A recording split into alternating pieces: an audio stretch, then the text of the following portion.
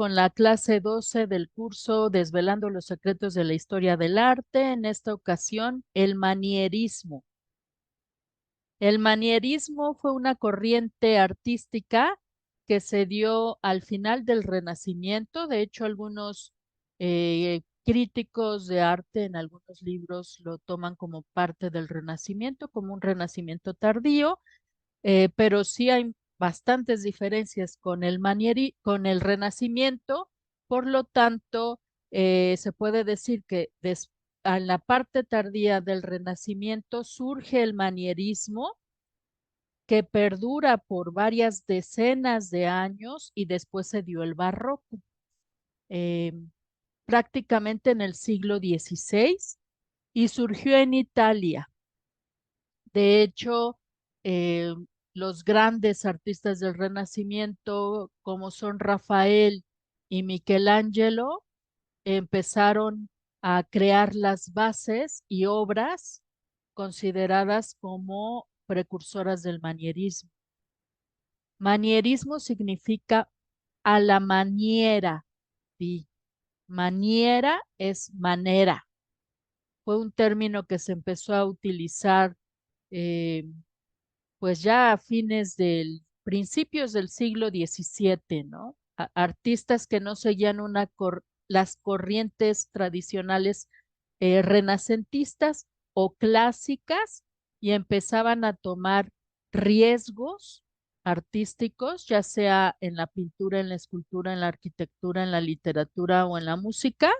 Y entonces decían, es que lo hizo está hecho a la maniera de.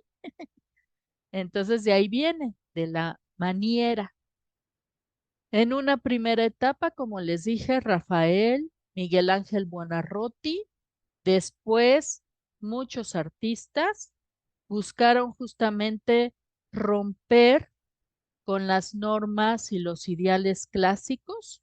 Ya los habían dominado, ya dominaban la perspectiva, el equilibrio entre la forma y el contenido, eh, y decidieron empezar a distorsionar las figuras, distorsionar la naturaleza, exagerar las proporciones para dar otra intención artística, en aras de tal vez ganar en expresión, o tomar en cuenta el punto de vista desde el cual iba a ser vista esa obra.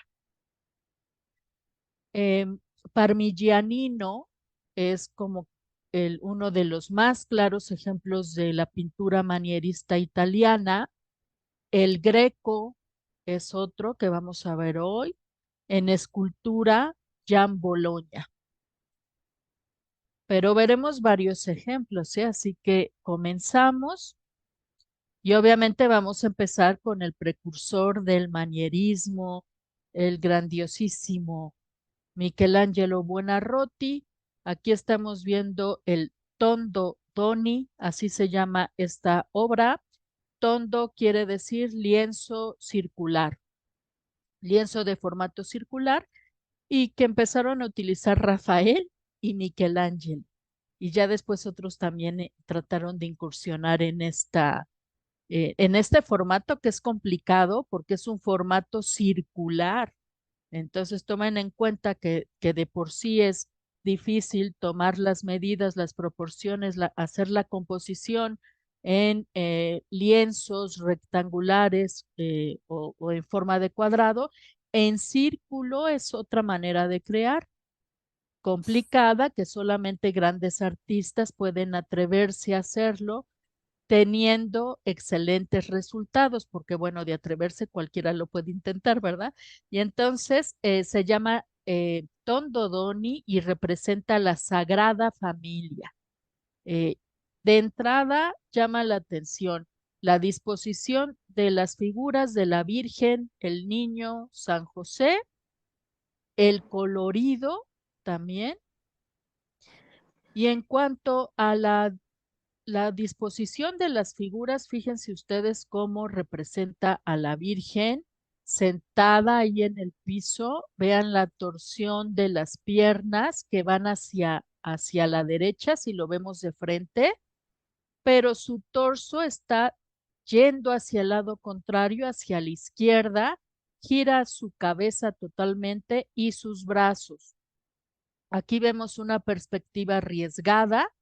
Fíjense en el codo, en su codo izquierdo, como pareciera salir incluso del lienzo. Esto es el famoso escorzo que les he platicado en la clase anterior, que fue ese desarrollo que se dio en experimentar con la perspectiva, con la idea de crear obras más realistas. Así que Michelangelo hace que esta Madonna se tuerza, y esto es algo característico del manierismo.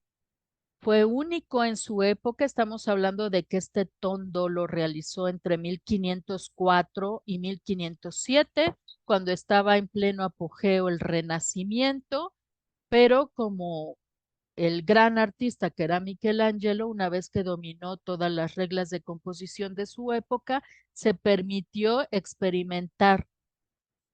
Y también les decía del colorido. Esto del colorido lo vemos aquí, pero también lo va a experimentar en la Capilla Sixtina, que ahorita vamos a ver, pues la vamos a mencionar, ¿no? El colorido también fue un dominio de Michelangelo. Empezó a experimentar con colores, colores que tal vez no estaban dentro de la naturaleza, colores artificiosos o antinaturales que daban una gran brillantez a las pinturas, daban otro punto de vista en cuanto al lo cromático, y que también fue muy innovador. Entonces estamos viendo aquí con este ejemplo del Tondodoni cómo están esas dos bases que son eh, la perspectiva forzada, el uso de colores artificiosos, y luego está, que ahorita les voy a explicar bien qué es eso, la serpentinata, que es una especie de S que se hace siguiendo las líneas de las figuras. Entonces, esta obra se encuentra actualmente en la Galería Uffizi en Florencia, Italia. Como les decía, se considera precursora del manierismo. Es temple sobre tabla que mide 1,20 m de diámetro. Michelangelo Buonarroti pintó el Tondo Doni por encargo para el banquero florentino Agnolo Doni, que quería conmemorar su reciente matrimonio con Maddalena Stronzi, y decidió regalarle esta obra redonda para poner sobre su cama, sobre su lecho nupcial. Y es que resulta que en el Renacimiento se empezó a relacionar este formato redondo con el matrimonio. De hecho, Rafael también hizo algunas obras circulares para regalo de matrimonio, ¿no? Y como les decía, representa a la Virgen, San José y el niño. Llaman la atención todos los personajes del fondo, que son los nudi, que fue algo que pintó mucho Michelangelo, desnudos masculinos, que en este caso están simbolizando el paganismo, eh, a diferencia de lo que surge a partir del niño Jesús, que fue el cristianismo, ¿no? Entonces aquí hace una ruptura entre la religión católica, cristiana, y el pasado clásico. Esa es una ruptura que empieza ahí metafóricamente, pero a la cual van a empezar a ir los artistas. Después de todo el humanismo y el renacimiento, va a haber un quiebre, como que se empiezan a hartar un poco de Platón, de Aristóteles y de los grecorromanos, y empiezan a buscar otros temas. Ajá. Entonces, bueno, les decía que esa parte, ¿no? Donde se ve a la Madonna dando ese vuelto, se le llama la figura serpentinata o en serpentina, donde hay esta torsión que vamos a ver aquí más claro, ¿ven? Si partimos del pie, seguimos las piernas, vamos por la rodilla, la cadera, luego alza el brazo izquierdo, el brazo derecho y así sigue. Esto es totalmente intencionado por Michelangelo. A esto quería llegar él después de tantos años de estudio artístico, con la intención justamente de darle mayor movimiento a la obra. Vemos que está aquí San Juan, que está como mediando estos dos grupos, el grupo de la Sagrada Familia y el grupo de los desnudos. Eh, y esta obra, Tondo Doni, marca pues un hito en la historia de la pintura, ¿no? Porque dejó sentadas, como les dije, las bases de lo que fue después el estilo manierista. De hecho, en muchos libros van a ustedes a encontrar que cuando se habla de pintura y escultura manierista, sobre todo, eh, se habla entre 1530 y 1590. Eso de las dataciones tan exactas de fechas, pues realmente servirá tal vez para exámenes de secundaria y todo eso, pero no es tan así. Siempre es un proceso. Y estamos hablando de que todavía se pueden encontrar obras manieristas, tanto de pintura, de escultura, literarias, arquitectónicas, hasta 1620, 1625, ¿no? Lo que sí les puede quedar a ustedes más claro es el siglo XVI, toda esa etapa de 1500, 1520, 1580, 1590, ¿no? Y Miguel Ángel aprovechó todo ese conocimiento que tenía de la figura humana, del cuerpo humano, para empezar a experimentar con la posición de estos cuerpos.